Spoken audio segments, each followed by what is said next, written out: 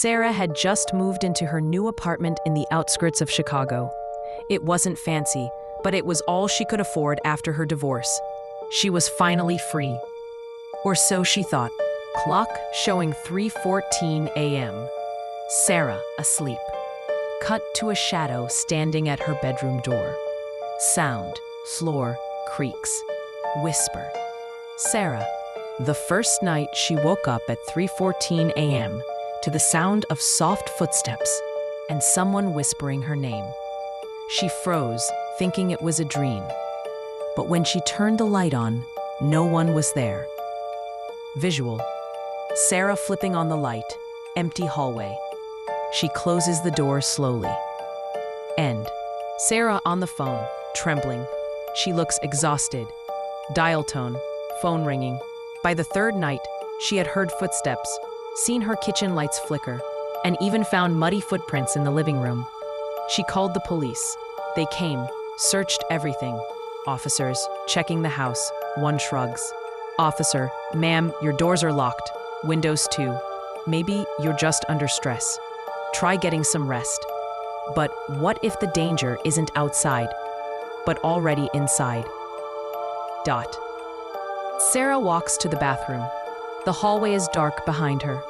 In a single frame, a man is standing motionless at the end. Silence, then a low hum. At 2:47 a.m., she finally saw him. A pale man with no eyes, just black sockets. He didn't move. He didn't speak. But when she looked away for 1 second, he vanished. Sarah at the police station, frantic. Officer tired and annoyed.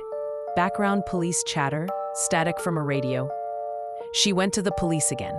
This time, they barely listened. One officer said, if he's not breaking in, there's nothing we can do. They told her to install cameras, but the moment she did, stop. Black and white security footage.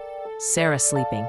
At 3:14 a.m., the figure crawls out from under her bed and just stands beside her. Breathing, ticking clock, slight distortion. She watched in horror as the footage revealed what had been happening every night.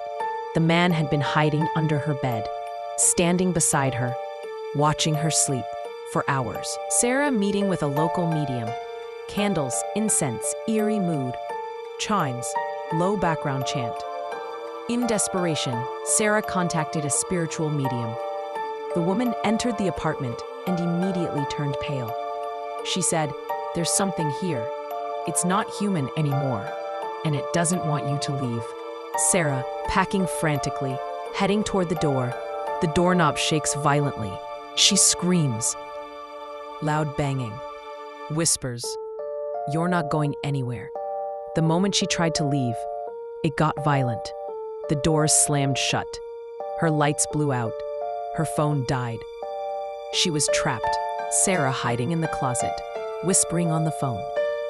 Beeping. Muffled footsteps approaching. Sarah's voice, trembling. "Please, he's inside. He's watching me right now." 911 operator, calm voice. "Are you saying someone broke in?" Sarah, "No, he never left." That was the last time Sarah called the police. The line went dead. When officers arrived 3 days later for a wellness check, the apartment was empty. Police tape. Empty apartment. One officer finds a message scratched on the wall behind the mirror. They never found Sarah. But neighbors say, if you pass by apartment 3B at night, sometimes the lights still flicker on at 3:14 a.m., and you can hear her whispering from the walls.